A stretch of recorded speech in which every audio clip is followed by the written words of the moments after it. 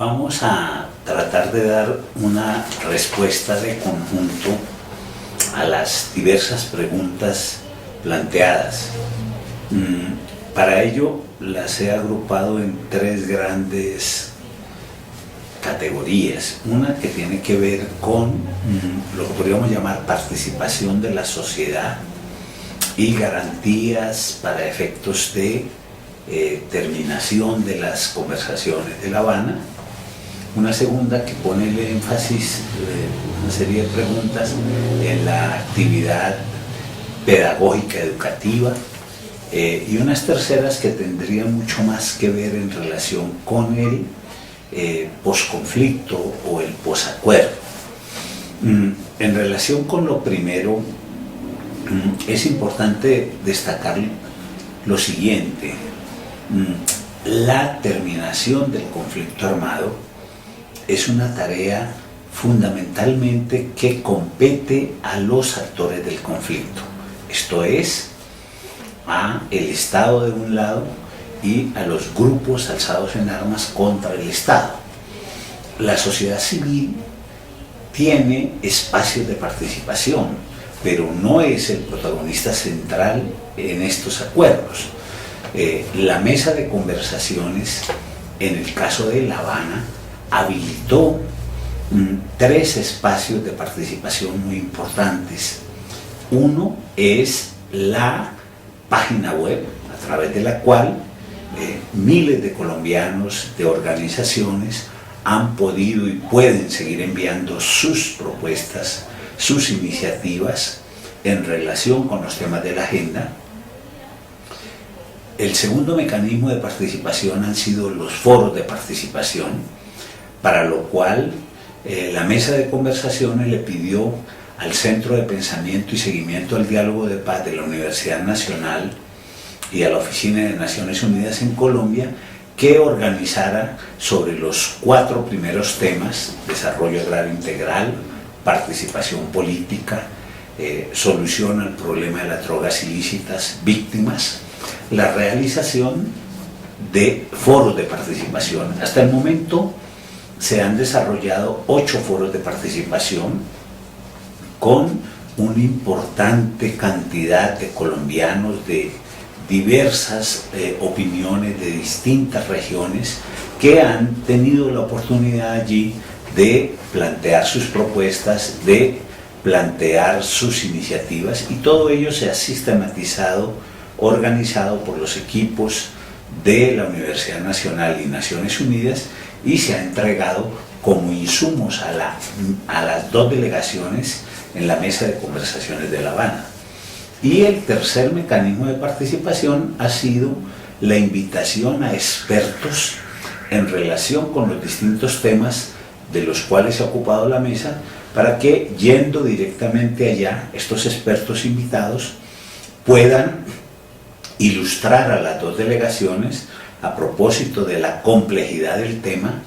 y de posibles salidas de manejo a dicho tema. Entonces, esa es en esencia los mecanismos a través de los cuales se ha tratado de garantizar una participación de la sociedad civil en relación con las conversaciones. Ahora bien, la sociedad civil es importante que esté enterada, que esté informada a propósito de toda la complejidad de estas conversaciones, de todos los temas que están en curso, porque evidentemente, como lo han dicho las 2 delegaciones, el gobierno nacional de un lado y la FAREP del otro, se espera que la sociedad refrende los acuerdos a que lleguen en la mesa. ¿A través de qué mecanismo? Todavía no está definido. Hay una posibilidad en lo que tiene que ver con referéndum, asamblea constituyente, plebiscito, consulta popular, incluso la vía del Congreso, pero eso todavía no lo ha definido la mesa de conversaciones.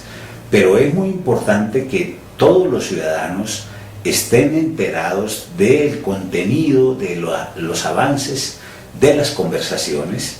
para que en el momento en que sean convocados a opinar, a través de el mecanismo que se establezca.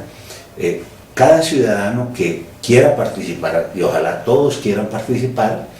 pueda hacerlo de manera razonada, de manera informada y obrando en conciencia sobre lo que él cree que mejor le conviene a el país y a los colombianos. Ahora bien, la sociedad civil evidentemente tiene un papel mucho más protagónico, es en lo que podríamos llamar la etapa posterior a la terminación del conflicto, lo que comúnmente hemos denominado como construcción de paz, haciendo esa diferenciación que una cosa es la terminación del conflicto armado y otra la construcción de paz. En esa fase de construcción de paz es fundamental la participación de la sociedad, porque es allí donde ella, la sociedad, en su diversidad, en su conjunto, la que es la gran protagonista en los territorios, en las localidades, de implementar los acuerdos y de avanzar en la construcción de una democracia como la deseamos la mayoría de los colombianos, una democracia sin exclusiones, una democracia incluyente, una democracia en la cual los derechos de los ciudadanos sean no solo retórica, sino realidad, y una democracia que, podríamos decir, garantice que la competencia política se hace en igualdad de condiciones para todas las fuerzas políticas participantes, que eso es en esencia lo que se pretende en una democracia. Igualmente, diríamos que hay la posibilidad de que se introduzcan algunas modificaciones en la institucionalidad para facilitar esa participación.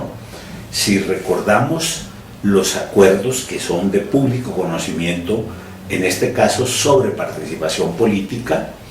podemos recordar que uno de los acuerdos plantea la modificación de lo que son los comités o los consejos, mejor, de planeación de tipo territorial. Como sabemos, este es un espacio en el cual las distintas organizaciones sociales, los ciudadanos pueden participar dando sus ideas, dando sus opiniones, controvertiendo, por supuesto, lo que va a ser el plan de desarrollo de su municipio, de su región o el plan de desarrollo nacional. Entonces allí se está planteando un cambio en la institucionalidad para facilitar esa participación de la sociedad. Igualmente se está planteando la necesidad de crear consejos territoriales que estimulen la reconciliación, la democracia, y en eso también va a haber un espacio muy importante de participación de la sociedad en todas las tareas que tienen que ver con la Comisión de la Verdad. Igualmente se plantea la posibilidad de espacios de participación de los ciudadanos. Entonces, como vemos, hay una gran cantidad de espacios en los cuales se busca que la sociedad civil pueda participar con sus ideas, con sus propuestas en esa dirección. Eso significa claramente que los gobiernos locales, pero también los gobiernos regionales y, claro, la institucionalidad nacional deben adecuarse para ese periodo posterior a la terminación de los acuerdos, de tal manera que efectivamente se viabilice esa participación de la sociedad, se viabilicen esos espacios para que los ciudadanos puedan, con sus ideas, con su acción, de manera organizada, ayudar, contribuir de manera importante a construir una sociedad de mejor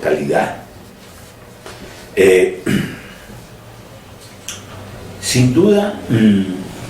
algo entonces muy importante que tenemos que señalar es que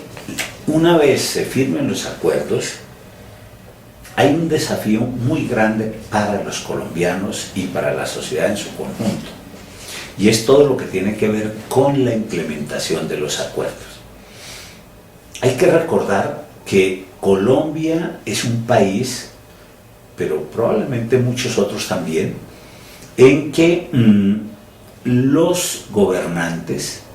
son, si se quiere, un poco ligeros para firmar acuerdos,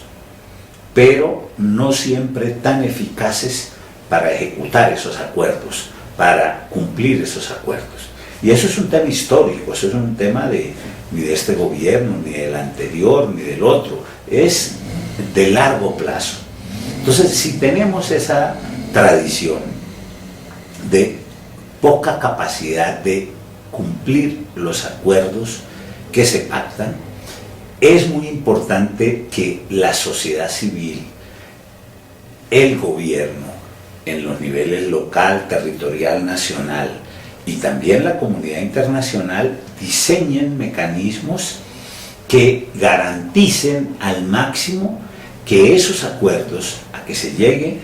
con las insurgencias efectivamente se implementen, es decir, se cumplan, porque la esencia de lo que va a beneficiar a los territorios, a las sociedades territoriales, es que esos acuerdos efectivamente se implementen y generen desarrollo para los territorios, desarrollo en términos de mejores condiciones de participación política, programas de sustitución de cultivos ilícitos, programas de desarrollo alternativo,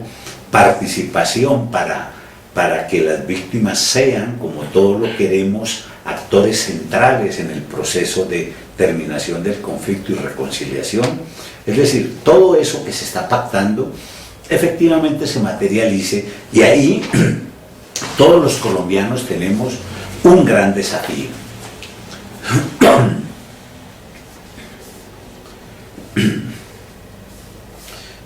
Finalmente, en relación con este grupo de preguntas, yo quisiera decir que si bien es verdad que frente a un conflicto armado, en principio hay como tres escenarios posibles: uno, el de la victoria militar; dos, el de la continuidad conflictiva, es decir, que todo siga igual; y tres, el de la solución concertada, la solución política. En realidad, creo que los colombianos, ampliamente, por mayoría, hemos decidido que es este tercer escenario, el de la solución política concertada, el que más le conviene al país, el que le conviene a el cierre de estos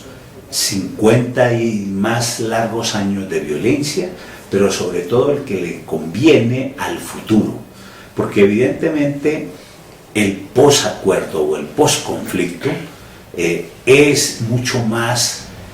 positivo para el desarrollo institucional y el desarrollo social y económico si es posterior a un proceso de solución concertada a si fuera hipotéticamente solamente producto del aplastamiento de uno de los adversarios por el otro desde el punto de vista de su capacidad militar, eso que podríamos llamar esa pax romana.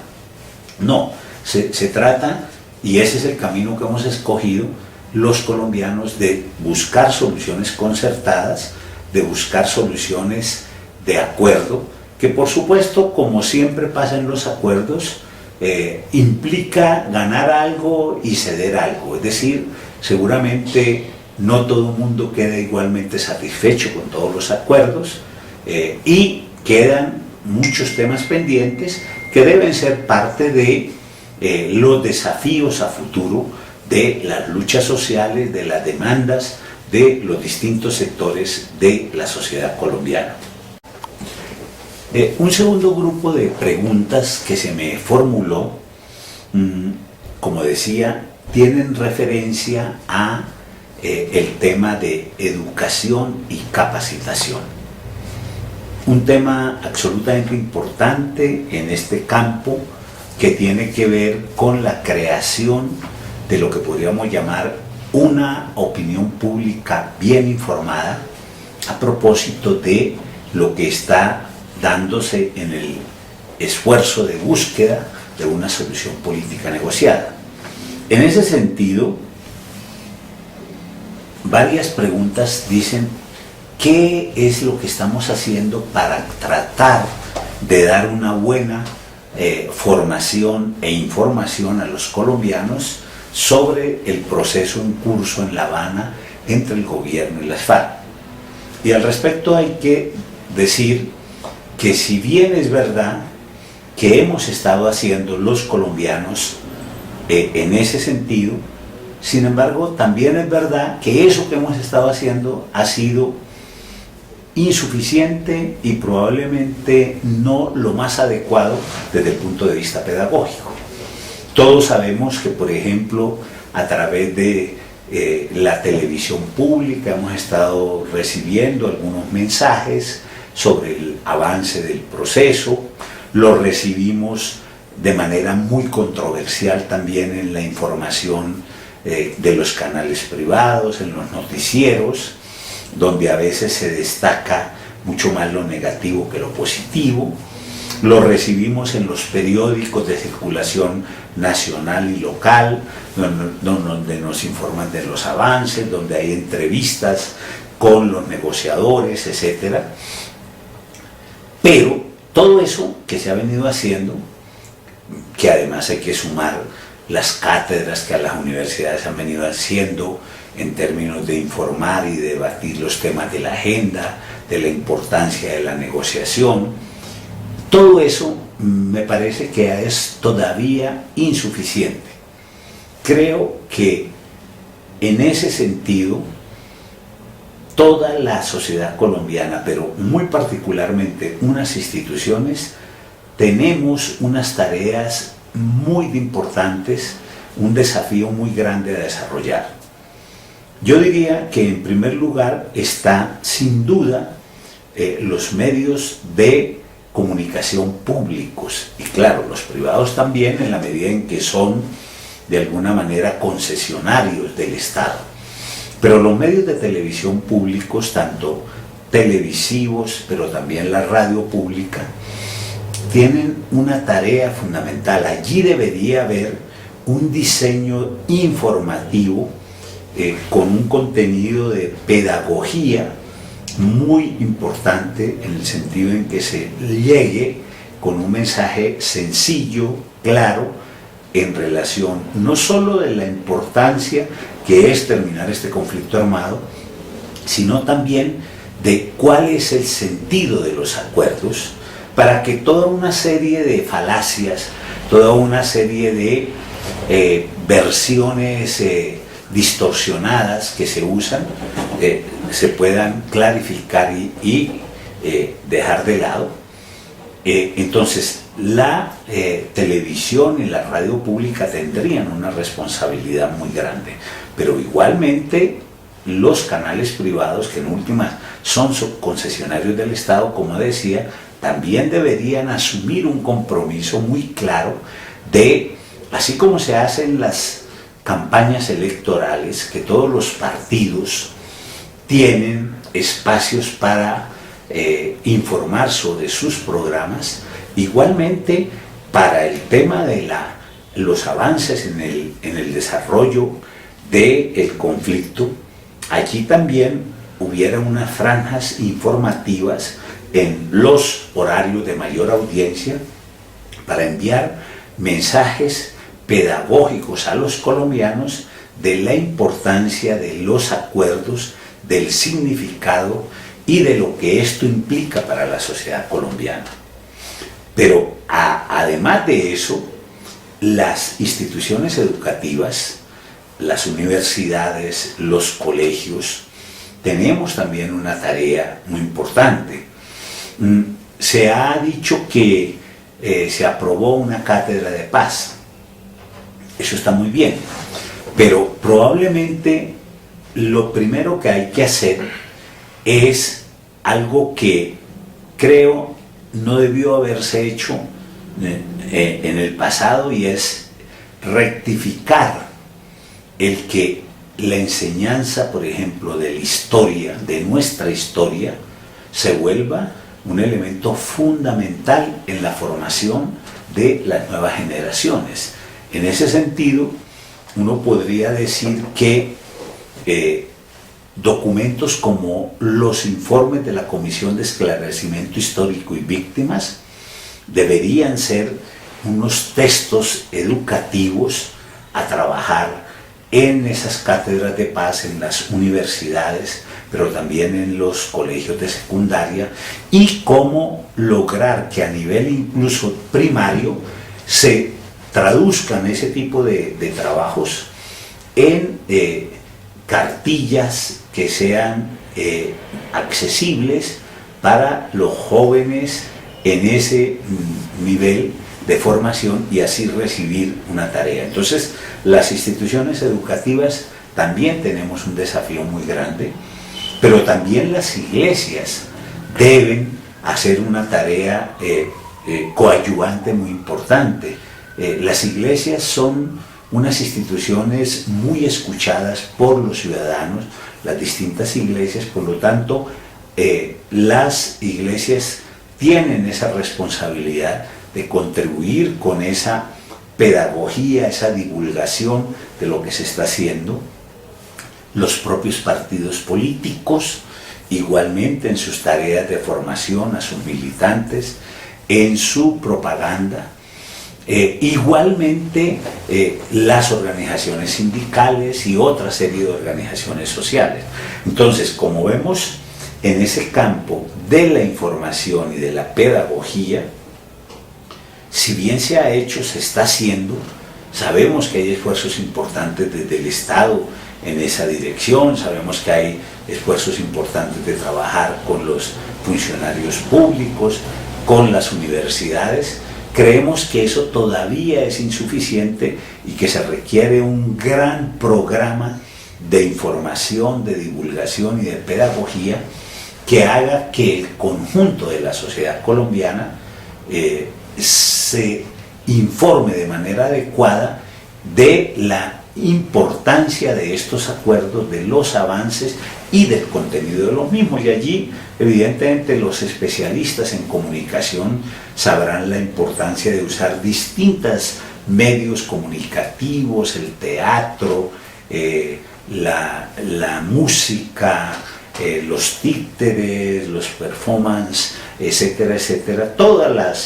los diseños comunicativos que haya para lograr esa tarea llegue al conjunto de la sociedad. Y esto no solo porque hay que garantizar que efectivamente una sociedad bien informada pueda hacer una refrendación de esos acuerdos de manera consciente, sino también porque necesitamos que haya una sociedad bien informada de todo lo que ha sido esta tragedia de medio siglo de conflicto armado, y en esa medida una sociedad que se predisponga a ese proceso de construcción de paz, que significa también capacidad de reconciliación, capacidad de consolidar una cultura del respeto, de la tolerancia, que es lo que en últimas es una cultura democrática, una cultura de paz. Pero todo eso requiere que haya una muy buena información que permita que en los distintos espacios, en lo nacional, en lo local, en lo regional, en lo territorial, los ciudadanos conozcan muy bien esos beneficios que va a tener para el futuro colombiano dejar atrás este periodo largo de enfrentamiento armado entre compatriotas. En esa dirección incluso es muy importante, y eso lo plantea una de las preguntas, hacer un trabajo, si se quiere, focalizado sobre un sector de la población que es el de las víctimas, pero también el de los excombatientes y sus familias, sus entornos familiares. tanto las de víctimas como excombatientes, porque evidentemente esos son compatriotas que por distintas razones han sido particularmente afectados por el conflicto armado, y por lo tanto hacia ellos debe haber unas tareas que van mucho más allá de ese campo informativo divulgativo. Probablemente habrá que diseñar para algunos casos, seguramente no para la generalidad, programas de apoyo psicosocial, programas de acompañamiento que permitan que esas familias y esas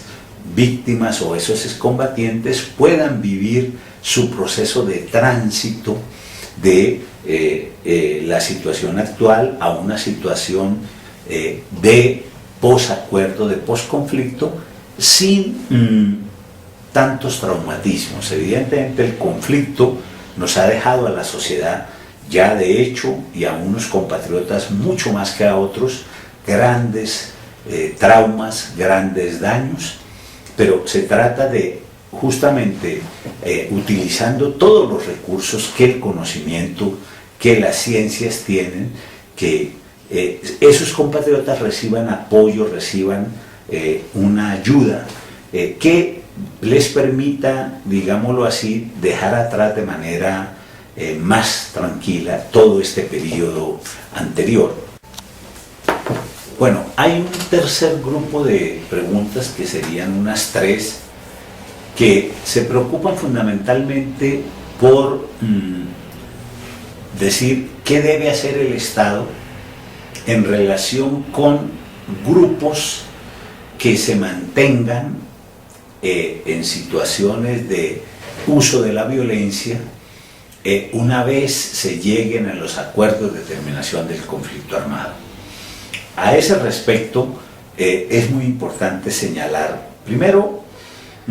que el esfuerzo que debe hacerse por parte del Estado colombiano, pero también de las organizaciones alzadas en armas contra él, es tratar de que este momento permita un cierre definitivo del conflicto armado. Esto quiere decir que además de las conversaciones con las FAREP, que sin duda están bastante avanzadas, deben sumarse unas conversaciones similares con el Ejército de Liberación Nacional, con el ELN, y de pronto con algunos sectores del EPL que todavía quedan, a los cuales hay que tratar también de darles una salida. Esto para decir, hay que cerrar el conflicto armado. No podemos seguir en algo que ha sido una característica de los procesos de terminación del conflicto armado en Colombia, y es lo que llamaríamos la paz a pedazos. La paz con un grupo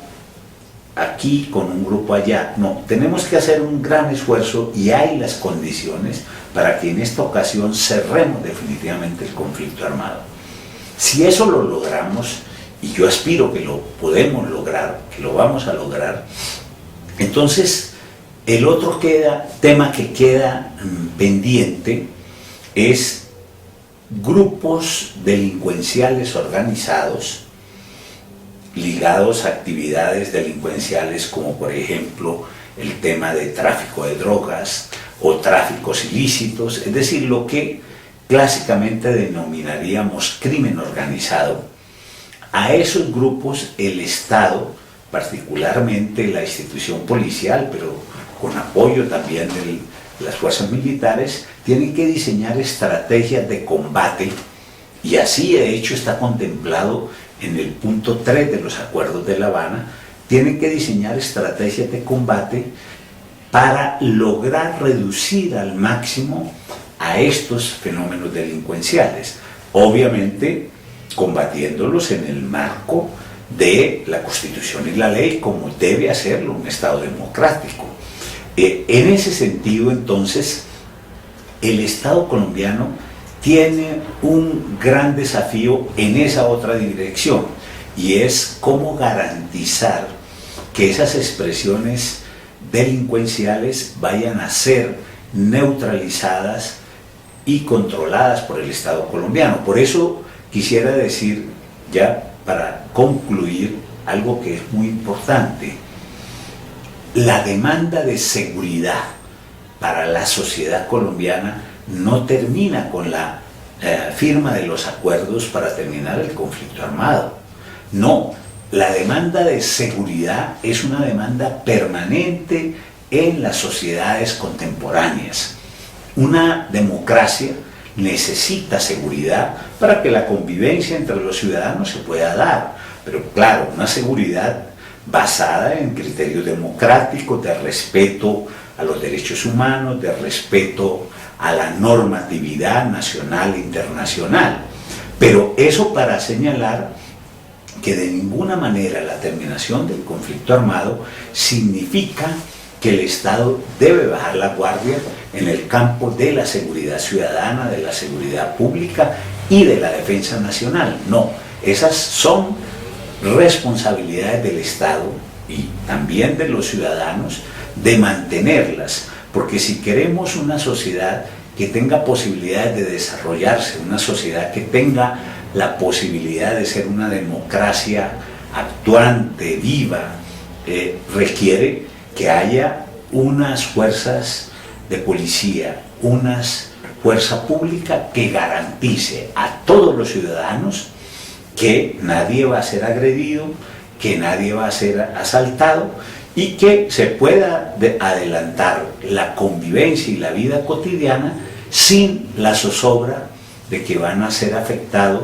por grupos criminales, por grupos delincuenciales. Y esa es una responsabilidad del Estado que va a tener una extraordinaria importancia en ese escenario del posconflicto.